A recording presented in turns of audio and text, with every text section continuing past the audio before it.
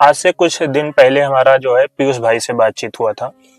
तो उन्होंने अपने बातचीत में कहा था कि जिस समय मैं नशे के प्रति बहुत ज़्यादा जा चुका था और एक गलत रास्ते पे था, लगभग 18 साल मैंने वहाँ पे नशा किया। उस चीज़ से मुझे कहीं न कहीं सुधार की तरफ लेकर जाने में आपका सबसे बड़ा हाथ था। देखिए, हम किसी को भी ये नहीं चाहते हैं कि किसी का परिवार बिगड़े। ठीक? आप स्वयं बिगड़ रहे हैं, उसके पीछे आपका परिवार तबाह हो रहा है।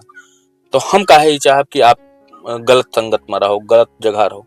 हम हरदम ही चाहब कि आप अच्छे कार्य में रहें, अच्छी चीजें, आप अपने परिवार का ध्यान दीजिए, अपने माता पिता का, अपने बीवी बच्चों का ध्यान दीजिए। आपके गलत होने से सारा परिवार नष्ट हो सकता है। तो आप सुधरिए।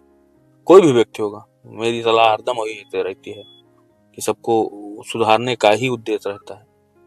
बाकी मैं कोई भगवान तो हूँ नहीं कि सबके दिमाग में बैठ जाऊंगा तो वही करेंगे लोग।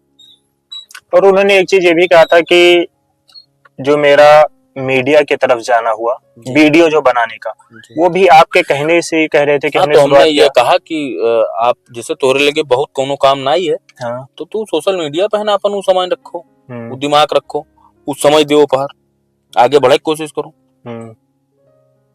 उसको करने पश्चात देखिए आज आगे हैं, चल रहे हैं, चलेंगे।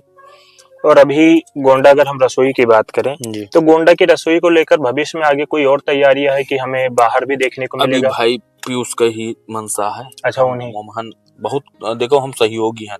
हमारा काम यही में रहा था कि एक आदमी ही हुआ रहता कहता चाहे हम रहे प्राइवेट रहे, तो हम अपन विचारधारा अलग रखे थे, उनके विचार देखो आदमी हम कहीं भी देखिए कोई भी कार्य होगा उसमें हम सहयोगी हैं और साथ हैं।